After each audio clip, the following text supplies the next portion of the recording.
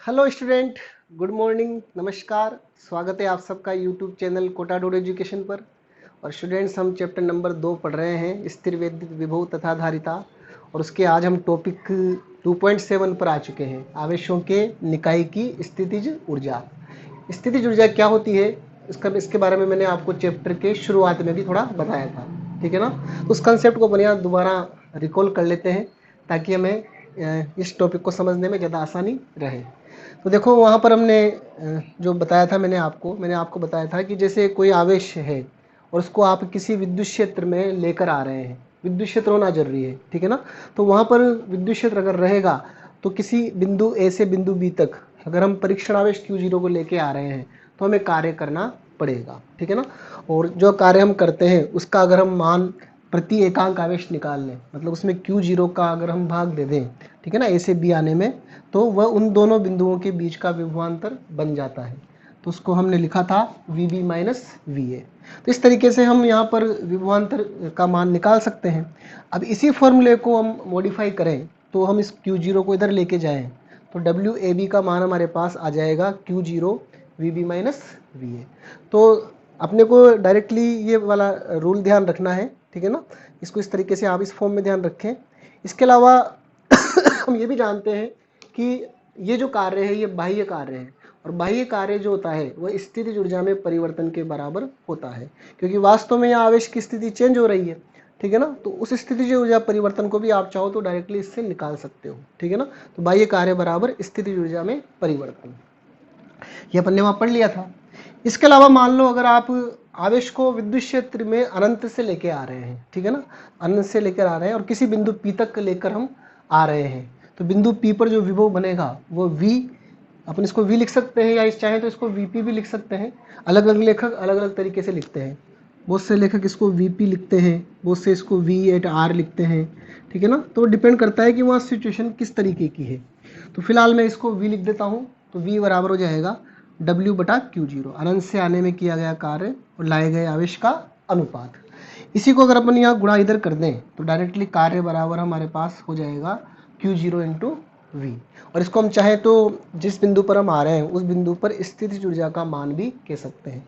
तो ये फॉर्मूला आपको डायरेक्टली ध्यान रखना है, W बराबर Q0V, W बराबर Q0V। थोड़ा सा अपने को इस तरह से ये रटा हुआ भी होना चाहिए। जैसे अपने को फोर्स का याद होता है ना, कूलाम बल का F बराबर QE, ज़्यादातर QE लिखा जाता है। Q0 भी याद रख सकते हो, Q0E, Q0E। तो जैसा आवेश होगा वैसा रख देंगे अपन, Q होगा तो Q रख देंगे, Q0 होगा तो Q0 रख देंगे अपन। जो भी आवेश लाया जा रहा होगा उसको उस तरीके से हम रख देंगे। तो कुछ फॉर्मूले हमें इस तरीके से याद रहने चाहिए, ठीक है ना। तो ये हमारा जो पढ़ा था मैंने आपको, इसमें वो बता दिया मैंने आपको। दो टर्म है, एक तो विभवांतर और एक विभव। इस चैप्टर में दो ही टर्म इंपॉर्टेंट है। विभवांतर तो दो बिंदुओं के बीच का अंतर से आपको निकालना है, और विभव जब भी आ जाए, ठीक है ना, या स्थितिज ऊर्जा आ जाए, अगर एक पर्टिकुलर पॉइंट की बात हो तो उसके लिए अपन दूसरा पॉइंट अनंत पर मानते हैं। और ये कार्य तभी होते हैं जब हम किसी विद्युत क्षेत्र में आते हैं, क्योंकि विद्युत क्षेत्र से इंटरेक्शन होगा तभी वहाँ पर कार्य होगा। अगर वहाँ ऐसा कोई फील्ड ही नहीं है, ठीक है ना, कोई वहाँ पर फोर्स ही नहीं है जो उस आवेश को ले, अब हम जैसे परीक्षण आवेश को लेके आ रहे हैं, अब उस पर कोई बल ही नहीं लग रहा है, वहाँ इंटरेक्शन ही नहीं है, तो फिर वहाँ पर हमें कार्य भी नहीं करना पड़ेगा। तो फिर ये सब चीज़ें बेकार हो जाएगी, कोई कार्य वार्य नहीं होगा। तो इसलिए इलेक्ट्रिक फील्ड का वहाँ होना जरूरी है। तो आप ये देख लीजिए कि अगर आप कार्य निकाल रहे हैं तो इलेक्ट्रिक फील्ड वहाँ पहले से है या नहीं है, ठीक है ना। तो ये हमारा कॉन्सेप्ट का रिकॉल हो गया। अब मैं इस टॉपिक की शुरुआत करता हूँ, तो चलते हैं टॉपिक की ओर। तो स्टूडेंट, करते हैं हम अपने टॉपिक की शुरुआत। हमारा टॉपिक है आवेशों के निकाय की स्थितिज ऊर्जा। देखो, जब भी हम आवेशों का निकाय बनाते हैं तो उस निकाय में एक प्रकार की ऊर्जा संचित हो जाती है। ऊर्जा संचित क्यों होती है? क्योंकि उस निकाय को बनाने में हमें कार्य करना पड़ता है। तो यहाँ पर मैं विभिन्न प्रकार के निकाय आपको बना के बताऊंगा। पहले मैं दो आवेशों का निकाय बना के बताऊंगा और फिर देखेंगे उसमें कितनी ऊर्जा है सिस्टम में। फिर हम तीन आवेशों का निकाय बनाएंगे और उस सिस्टम की ऊर्जा भी हम देखेंगे। ऐसे फिर इस नियम को हम व्यापक कर देंगे तो एन आवेशों का निकाय बनाएंगे हम, ठीक है ना, जिसमें एन आवेश हो और सिस्टम में कितनी ऊर्जा रहेगी इसको भी हम यहाँ ज्ञात करेंगे।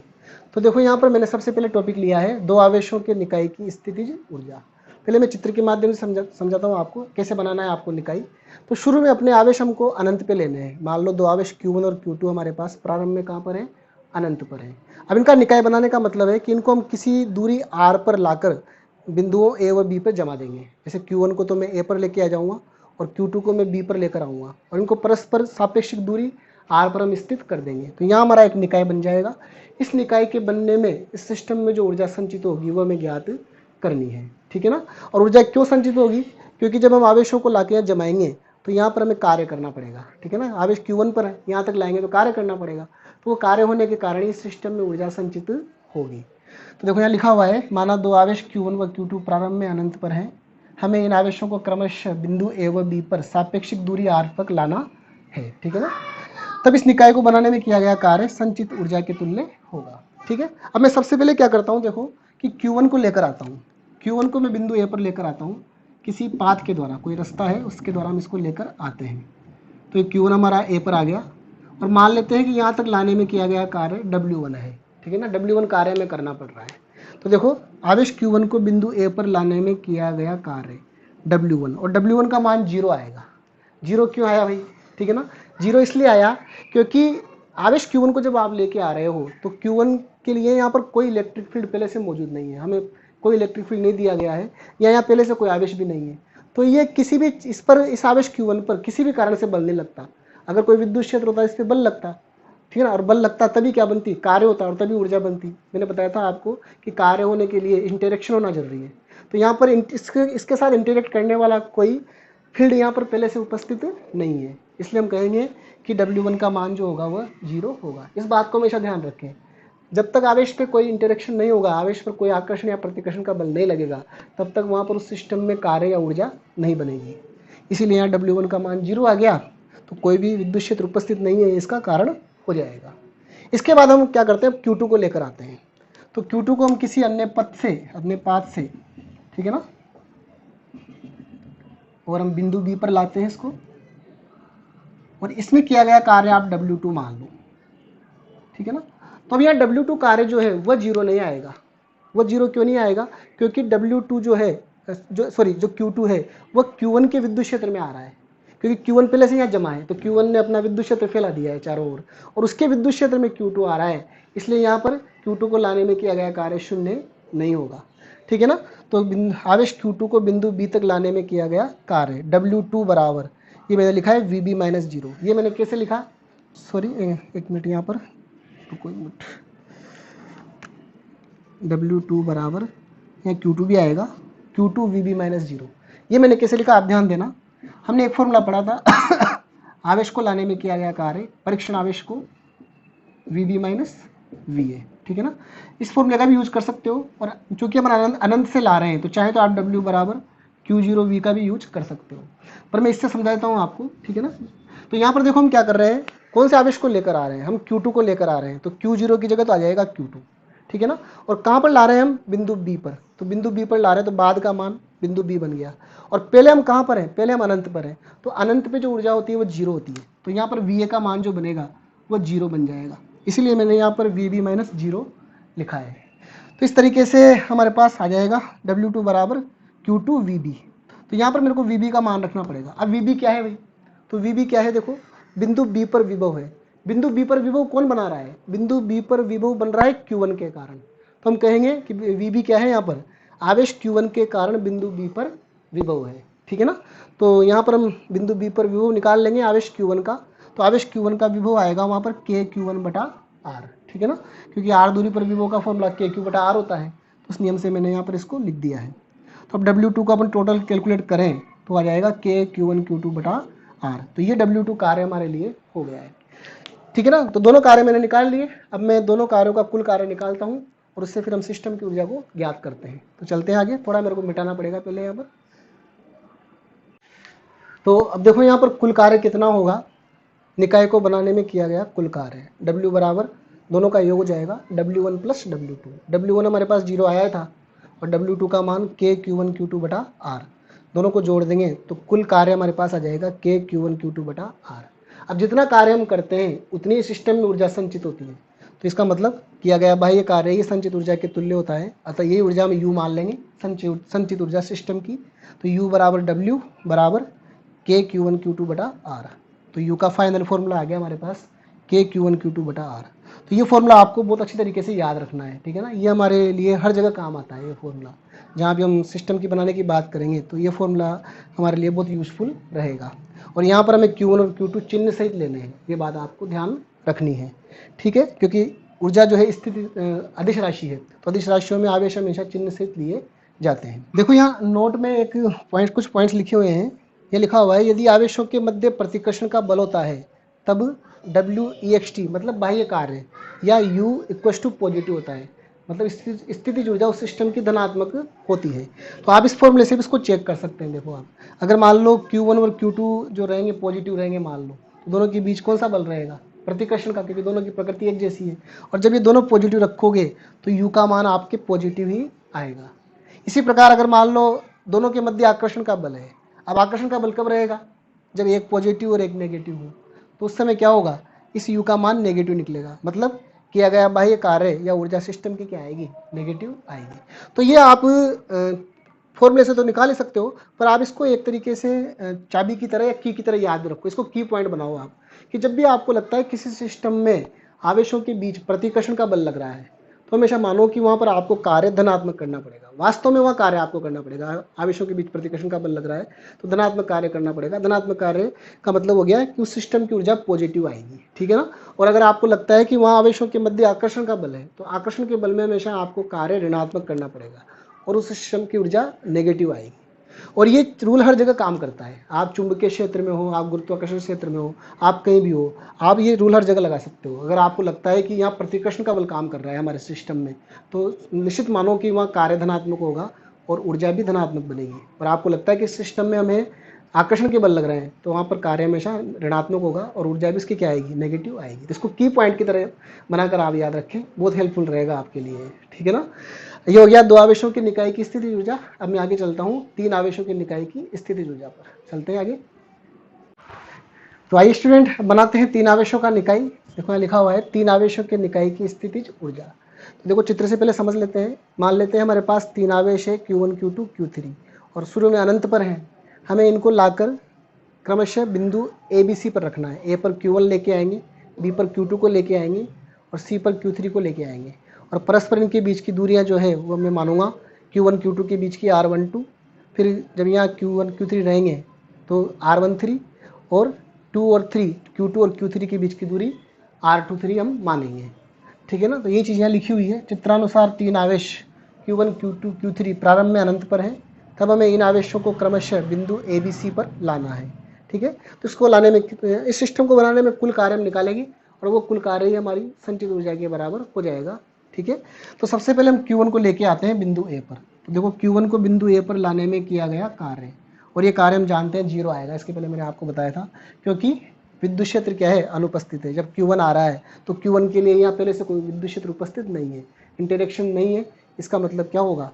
कार्य का मान 0 आ जाएगा, ठीक है। फिर हम अब क्या करेंगे? Q2 को लेकर आएंगे। चलो मैं इनको लेकर अभी बता देता हूँ आपको, पाथ भी बता देता हूँ यहाँ पर। इस तरीके से हम ये तो लिया है अपन Q1 को, कार्य इसमें W1 मान लिया था मैंने। अब हम Q2 को लेकर आ रहे हैं, तो इसका पाथ अपन इस तरह से मान लेते हैं, ठीक है ना। और इसमें किया गया कार्य W2। अब Q2 को लाने में किया गया कार्य W2 0 नहीं आएगा, ठीक है। Q2 को बिंदु B तक लाने में किया गया कार्य जो होगा वो W2 बराबर क्या हो जाएगा? Q2 VB माइनस 0, ठीक है ना। ये बताया था मैंने अभी इसके पहले आपको, क्योंकि अपना Q2 जो है वो परीक्षण आवेश की तरह काम कर रहा है और वह लाया जाएगा बिंदु B पर। तो बिंदु B पर उसका विभव VB और शुरू में अनंत पर है, तो वहाँ विभव का मान 0, तो फॉर्मूला ये लग जाएगा। अब VB क्या है यहाँ पर? देखो VB है बिंदु B पर विभव।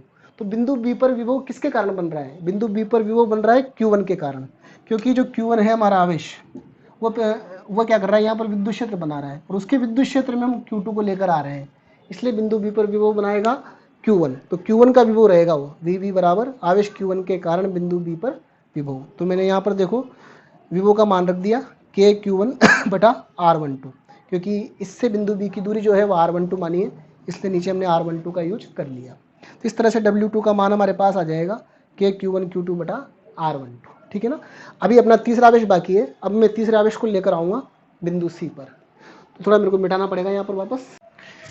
तो देखिए अब हम तीसरे आवेश को लेकर आ रहे हैं। तो तीसरा आवेश हमारा Q3 जो है यहाँ से चलेगा और वह पहुँच रहा है बिंदु C तक। इसमें किया गया कार्य मान लेते हैं W3, ठीक है ना।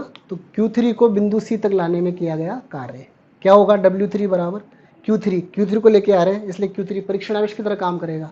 तो Q3 और C पर लेके आ रहे हैं इसलिए C पर विभव -0 क्यों लिखा, क्योंकि अनंत से लेकर आ रहे हैं, अनंत पर विभव का मान 0 माना जाता है। अब बिंदु C पर जो VC अपन ने लिखा, ये VC क्या रहेगा, Q1 व Q2 के कारण बिंदु C पर विभव, क्योंकि C पर विभव दोनों मिलकर बनाएंगे, क्योंकि अब ये आवेश जो Q3 आ रहा है ये Q1 के विद्युत क्षेत्र में भी आ रहा है और Q2 के विद्युत क्षेत्र में भी आ रहा है, तो दोनों मिलकर यहाँ जो विभव बनाएंगे उसको अपन कहेंगे बिंदु C पर विभव। इसीलिए मैंने यहाँ पर VC को माना है Q1 व Q2 के कारण बिंदु C पर विभव। तो देखो ये Q3 तो मैंने रख दिया है। अब कुल विभव अपन देख लेंगे यहाँ पर VC पर, तो Q1 के कारण तो कितना रहेगा, देखो Q1 के सापेक्ष बिंदु C जो है वह R13 दूरी पर है, तो Q1 का बिंदु C पर विभव बनेगा KQ1 बटा R13 प्लस Q2 का बनेगा KQ2 बटा R23। तो ये टोटल अपने पास VC का मान हो जाएगा बिंदु C पर कुल विभव। अब Q3 को हम अंदर गुणा कर देंगे, तो अंदर गुणा करेंगे देखो तो क्या आएगा, KQ1 Q3 बटा R13 प्लस KQ2 Q3 बटा R23। तो ये हमारा आवेश Q3 को लाने में किया गया कार्य हो गया है, हमारा आवेश यहाँ पर आ गया है। ठीक है, तो अब इस सिस्टम को बनाने में कुल कार्य कितना हुआ, तो कुल कार्य हुआ है देखो W बराबर W1 plus W2 plus W3। ठीक है ना, तो W1 का मान 0 आया था, W2 का मान ये वाला था KQ1 Q2 बटा R12 और W3 ये भी वाला अपन ने निकाला ही सही है। तो इस तरीके से हमारे पास कुल कार्य आ गया। इस कुल कार्य को ही हम क्या कहते हैं, संचित ऊर्जा कहते हैं। तो संचित ऊर्जा जो होगी हमारे पास U बराबर तीनों का योग हो जाएगी KQ1 Q2 बटा R12 प्लस KQ1 Q3 बटा R13 प्लस KQ2 Q3 बटा R23। तो इस तरीके से हम पूरे सिस्टम की ऊर्जा को इस फॉर्मूले से ज्ञात कर सकते हैं। अब देखो इसको याद रखने के लिए आपको क्या समझना है कि यहाँ पर देखो दो के जोड़े से ऊर्जा बन रही है। जैसे आप देखो कि यहाँ पर Q1 Q2 को ले लें हम, तो Q1 Q2 बटा उनके बीच की दूरी यहाँ आ रही है, तो ये Q1 Q2 के जोड़े की या उसके निकाय की ऊर्जा है। इसी प्रकार फिर एक बार ली गई है Q1 Q3 की, तो ये Q1 Q3 के निकाय की ऊर्जा। इसी प्रकार फिर दूसरी ली गई है Q2 Q3 के निकाय की ऊर्जा। तो जितने आपको कितने आवेश लाने हो मान लो, तो आप क्या करो, उस निकाय में जितने भी युग्म बन सकते हैं आवेशों के, उन युग्म की आवेशों की ऊर्जा को जोड़ दो, तो आपको सिस्टम की कुल ऊर्जा प्राप्त हो जाएगी। तो यही मैं करने वाला हूँ एन आवेशों के निकाय के लिए। तो आगे चलते हैं, अपन एन आवेशों का निकाय बनाते हैं। ठीक है ना, तो आइए स्टूडेंट अब करते हैं हम एन आवेशों के निकाय की स्थिति ऊर्जा की गणना। ठीक है ना, तो मान लेते हैं हमारे पास जैसे एन आवेशों का निकाय है Q1 Q2 Q3 Q4 Q5 ऐसे Qn, इस तरह से हमारे पास एन आवेश है किसी निकाय में, एन का मान कितना ही हो सकता है। ठीक है, तो हमें उस निकाय की ऊर्जा की गणना हमें यहाँ पर करनी है। तो क्या करेंगे हम, यहाँ पर देखो लिखा हुआ है, माना किसी निकाय में एन आवेश क्रमशः Q1 Q2 Q3 so on Qn है, तब निकाय की स्थितिज ऊर्जा निम्न सूत्र द्वारा दी जाती है। यह लिखा हुआ है U बराबर सभी संभव युग्मों से बनने वाली ऊर्जा। तो हम क्या करेंगे, यहाँ पर इसको ज्ञात करने के लिए दो आवेशों के युग्म बनाएंगे। जैसे मान लो Q1 के साथ Q2 का युग्म, Q1 के साथ फिर Q3 का युग्म, Q1 के साथ Q4 का युग्म, ऐसे दो युग्मों की जितने युग्म वहाँ बन सकते हैं, पहले अपन Q1 के साथ बनाएंगे युग्म, फिर ऐसे Q2 के साथ युग्म बनाएंगे, और हर युग्म की ऊर्जा आप जानते हो कि Q1 Q2 बटा R से दी जाती है। तो ऐसे जितने भी युग्म वहाँ बन सकते हैं उन सब युग्मों की ऊर्जा को अपन जोड़ देंगे, तो पूरे सिस्टम की ऊर्जा हमारे पास आ जाएगी। तो जैसे मान लो यहाँ पर देखो मैंने लिखा है, पहले Q1 के साथ युग्म बनाए हैं, Q1 का Q2 के साथ युग्म, तो उसकी ऊर्जा को मैं लिखूंगा KQ1 Q2 बटा R12, मान लेंगे दोनों के बीच की दूरी R12 है। फिर Q1 का Q3 के साथ युग्म, तो KQ1 Q3 बटा R13। ऐसे ही लास्ट में Q1 का Qn के साथ युग्म, तो उसकी ऊर्जा। तो ये तो अभी एक पार्ट हुआ, ठीक है, Q1 के साथ हुआ। ऐसे यहाँ पर अब Q2 के साथ भी युग्म बनेंगे, तो Q2 के साथ बनाएंगे तो Q2 का Q1 के साथ युग्म, तो KQ2 Q1 बटा R21, मैंने R21 लिखा है, हालांकि R21 और R12 दूरी एक ही रहेगी, दूरी तो चेंज होगी नहीं दोनों के बीच की।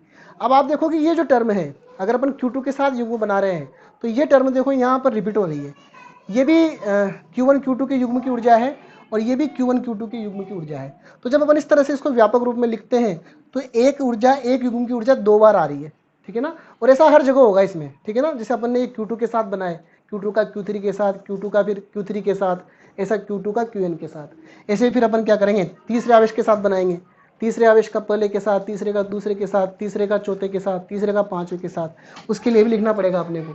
इस प्रकार से अपन क्या करेंगे, सभी के दो युग्म बना के जब टोटल ऊर्जा अपन जोड़ेंगे तो टोटल ऊर्जा में हर पद दो बार आएगा, और दो बार लेंगे तो निकाय की ऊर्जा दुगनी हो जाएगी, उसको मैं लेना है एक ही बार।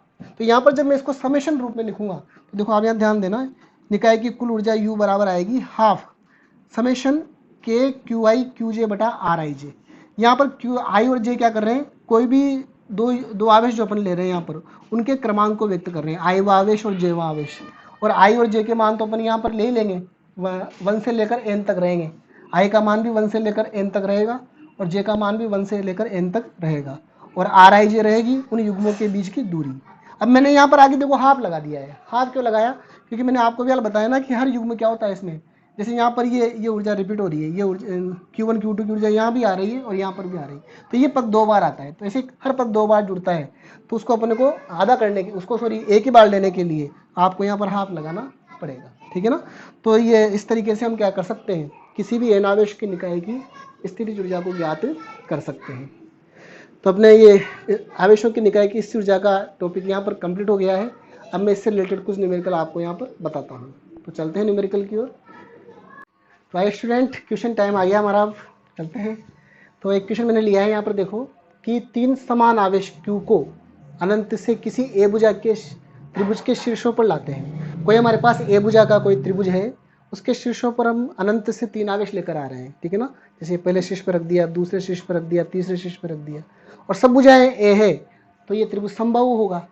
तो ये पूछ रहा है हमसे कि इस त्रिभुज निकाय की स्थितिज ऊर्जा क्या होगी, ठीक है ना। तो इसको करने के 2 मेथड हैं सवाल को। एक तो हम यहाँ पर अनंत से हर बार आवेश लेके आए, उसके लिए कार्य अलग अलग कार्य निकालें हम, फिर सब कार्यों को जोड़ दें तो कुल ऊर्जा हमारे पास आ जाएगी। और एक दूसरा मेथड है हमारे पास फॉर्मूले वाला। हमने अभी फॉर्मूला पढ़ लिया है कि जो सिस्टम की ऊर्जा होती है किसी भी निकाय में वो 2-2 युग्मों के कारण होती है। तो अपन यहाँ क्या करते हैं कि डायरेक्ट फॉर्मूला मेथड ही यूज करते हैं। हम यहाँ देख लेते हैं कि कितने पॉसिबल युग्म यहाँ बन रहे हैं। तो देखो आप यहाँ पर अगर मैं शीर्षों के नाम दे दूँ, ए शीर्ष, बी शीर्ष और सी शीर्ष, तो यहाँ 2-2 आवेशों के 3 युग्म बनेंगे। एक तो देखो ए और बी पर रखे आवेशों का युग्म, एक बी और सी पर रखे आवेशों का युग्म और एक ए और सी पर रखे आवेशों का युग्म। और तीनों युग्मों की जो ऊर्जा रहेगी अलग अलग, उनको हम जोड़ देंगे तो इस पूरे सिस्टम की ऊर्जा हमारे पास आ जाएगी, ठीक है ना। तो कितना सरल है, देखो आंसर हम लिखते हैं यहाँ पर निकाय की कुल ऊर्जा U बराबर मैं कह सकता हूँ U ए बी के कारण, U बी सी के कारण और U ए सी के कारण। सिंबल आप कोई भी दे सकते हो, सिंबल फ्रिक्वेंटली यूज किया करो, आप सिंबल से कभी नहीं डरना है अपने को ठीक है ना।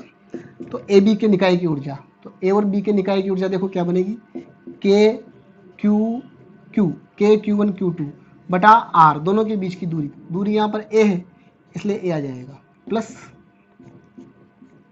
फिर दूसरा भी ऐसे आएगा सेम बी और सी के निकाय की, तो के Q1 का मान भी Q, Q2 का मान भी Q बटा ए, और तीसरी भी सेम आ जाएगी ए और सी के लिए। आवेशों को अपन चिन्ह से लेते हैं, यहाँ तो सभी आवेश पॉजिटिव है इसलिए ऐसा अपन ने लिख दिया है। तो देखो ये सेम टर्म जो है 3 बार हो गई और Q और Q स्क्वायर हो जाएगा, तो टोटल हम जोड़ेंगे तो 3K Q स्क्वायर बटा ए, ये हमारा आंसर आ जाएगा, ठीक है ना। तो इस तरीके से हम ये क्वेश्चन कर सकते हैं। नेक्स्ट क्वेश्चन मैं लेता हूँ एनसीईआरटी का। एनसीईआरटी में हमारा एग्जाम्पल दे रखा है, उसको अपन यहाँ पर हल करते हैं, चलते हैं। तो आइए स्टूडेंट करते हैं एनसीईआरटी का एग्जाम्पल। मैंने यहाँ लिया है एनसीईआरटी का एग्जाम्पल 2.4। मैं देखो साथ साथ आपको सारे एनसीईआरटी के एग्जाम्पल्स भी बताता हुआ चल रहा हूँ, और इसके बाद फिर एक वीडियो में आपके लिए वो भी लेकर आता हूँ जिसमें एनसीईआरटी के पीछे के बुक के सारे क्वेश्चन अपने होते हैं, ठीक है ना।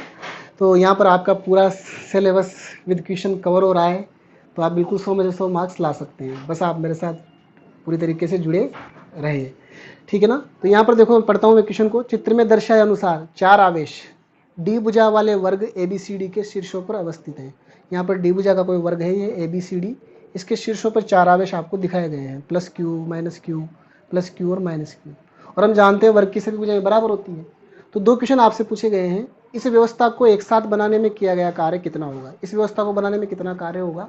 और दूसरा क्वेश्चन है, कोई आवेश Q0 वर्ग के केंद्र E पर लाया जाता है, कोई आवेश Q0 को यहाँ वर्ग के केंद्र E पर ला रहे हैं, तब चारों आवेश शीर्षों पर दृढ़ रहते हैं, चारों आवेश शीर्षों पर दृढ़ है, वहाँ से हिल नहीं रहे हैं।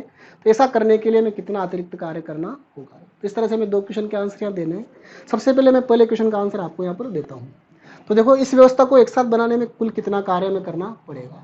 अब देखो आप यहाँ पर दो तरीके हैं आपके पास, या तो आप पहले क्या करो, एक एक आवेश को लाकर, ठीक है ना, जैसे पहले अपन प्लस क्यू को ए पर लाएं, उसमें किया गया कार्य, फिर अपन माइनस क्यू को बी पर लाएं, उसमें किया गया कार्य, ऐसे अलग अलग कार्य जोड़कर कुल कार्य निकाल सकते हो, पर वो काफ़ी लंबी प्रोसेस हो जाएगी। तो मैं यहाँ पर क्या करता हूँ कि जो अपन ने पढ़ा है उस शॉर्टकट का यूज़ करता हूँ।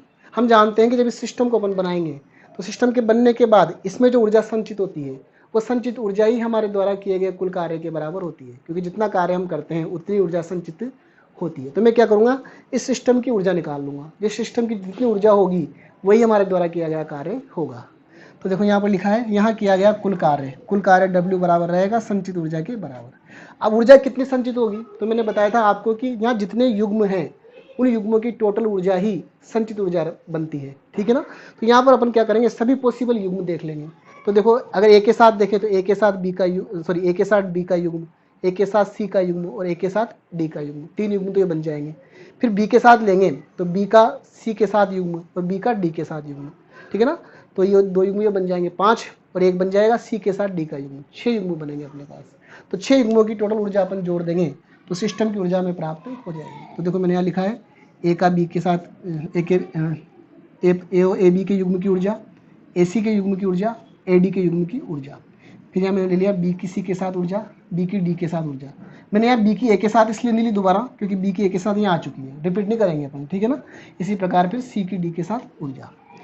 तो अपन यहाँ पर लिख देते हैं W बराबर यू ए बी निकालते हैं। यू ए बी कितना आएगा देखो इन दोनों के लिए, तो इन दोनों के लिए देखेंगे तो K पहला आवेश Q और दूसरा आवेश है माइनस Q, ठीक है ना। और इनके बीच की दूरी, ये दूरी D बनेगी क्योंकि वर्ग की सभी भुजाएं बराबर होती हैं, तो बटा आ जाएगा D प्लस फिर A और C की ऊर्जा। तो A और C की लिखेंगे अपन K Q और Q, ये भी Q है ये भी Q है, और इन दोनों के बीच की ये दूरी। तो अपने को यहाँ पर ये विकर्ण की लंबाई चाहिए भाई, ठीक है ना, विकर्ण की लंबाई। तो विकर्ण की लंबाई हम निकाल सकते हैं देखो बहुत आसानी से। जैसे ये यहाँ पर अगर इस विकर्ण को मैं बना देता हूँ तो ये नीचे का जो आधार है ये D के बराबर है और ये भुजा भी D के बराबर है, तो ये एक तरह से समकोण त्रिभुज बन गया। तो ये जो भुजा बनेगी ये हमारे पास D² प्लस D² और उसका वर्गमूल लेंगे तो ये हमारे पास आ जाएगी √2D। तो √2D हमारा विकर्ण होगा यहाँ पर, तो मैं रख दूंगा नीचे √2D, ठीक है ना। इसी प्रकार फिर UAD, ए और D के निकाय की ऊर्जा KQ माइनस Q बटा इन दोनों के बीच की दूरी D, जैसे प्लस। अब BC की ले लेंगे अपन, B और C के निकाय की, तो K minus Q plus Q बटा D। फिर आ जाएगी B और D की, तो B और D की, ये भी विकर्ण बनेगा, तो इसके लिए भी विकर्ण की तरह लिखना पड़ेगा K माइनस Q बटा √2D प्लस लास्ट बचा UCD, C और D के निकाय की, तो K minus Q plus Q बटा D। तो इस तरह से अपन ने जितने भी पॉसिबल युग्म थे सबकी ऊर्जा को जोड़ दिया। अब इसको अपन सोल्व करेंगे, तो मैं थोड़ा सा मिटा देता हूँ पहले।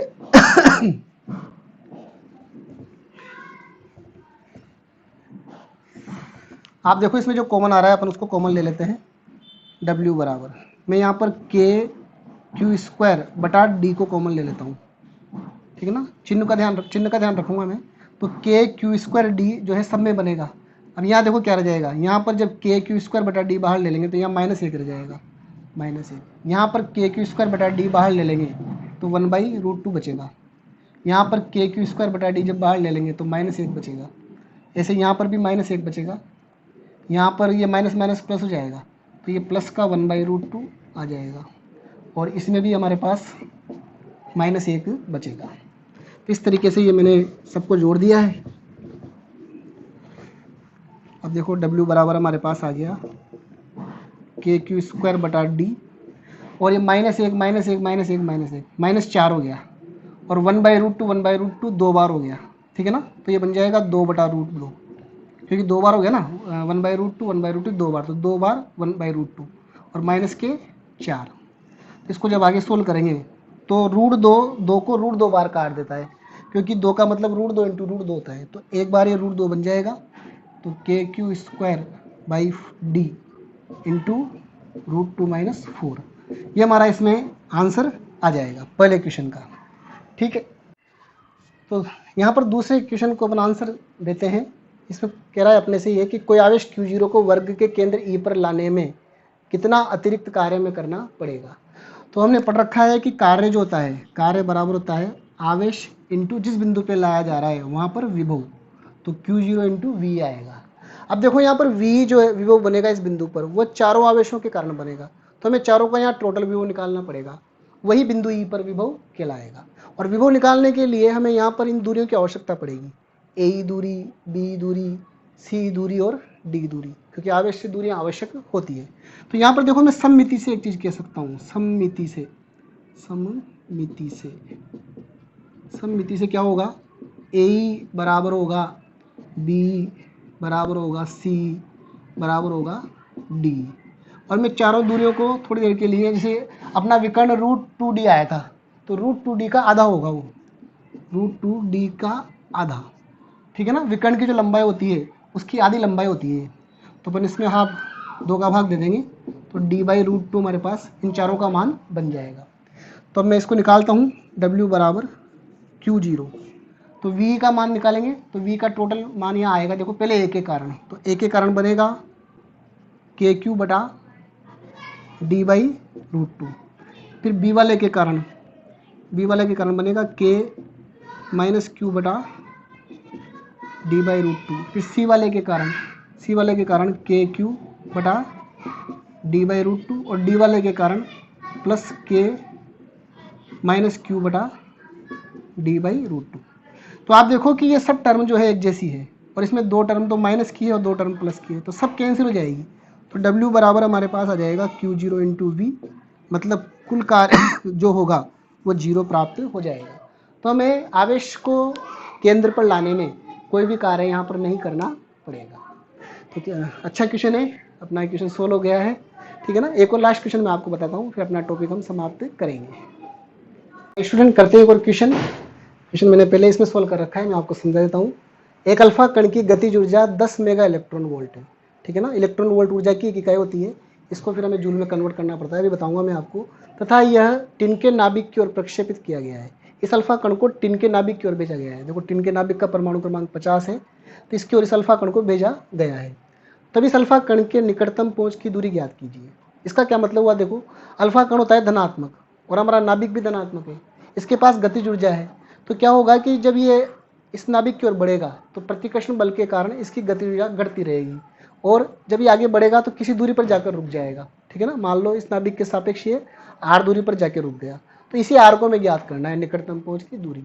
और जब इसकी गति ऊर्जा घटेगी तो वो ऊर्जा जो है इसकी स्थितिज ऊर्जा में चेंज हो जाएगी, जो निकाय बनेगा यहाँ पर दोनों का मिलकर, उस निकाय की स्थितिज ऊर्जा में बदल जाएगी। तो इसी कंसेप्ट के आधार पर हम यहाँ पर ये क्वेश्चन करेंगे, ठीक है ना।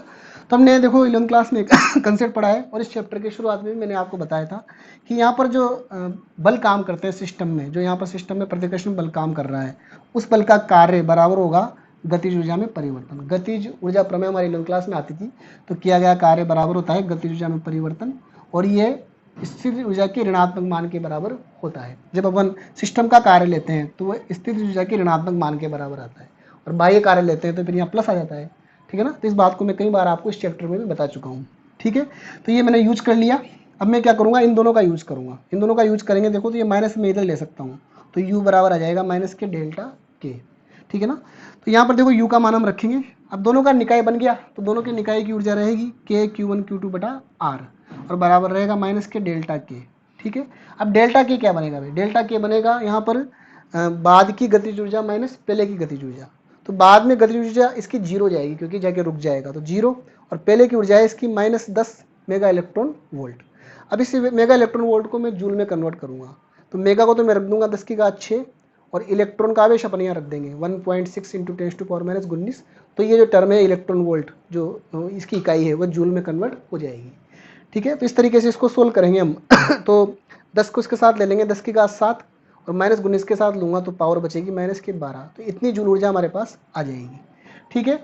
इसके बाद हमारा जो पहला आवेश है वो अल्फा कण है, तो अल्फा कण पे आवेश 2e माना जाता है, 2 प्रोटॉन के बराबर का आवेश। और इसी प्रकार हमारा नाभिक जो है, नाभिक में 50 प्रोटॉन रहेंगे, क्योंकि उसका परमाणु क्रमांक 50 है, तो उस पर आवेश की मात्रा रहेगी 50 e के बराबर। तो ये सब मान मैं यहाँ रखता हूँ। देखो के का मान मैंने रख दिया 9 × 10⁹ Q1 का मतलब अल्फा कण का आवेश, 2 × ई का मतलब इलेक्ट्रॉन का आवेश, या प्रोटॉन का भी इतना ही होता है। इसके बाद Q2 50 × ई, तो ई का मान मैंने यहाँ भी रख दिया।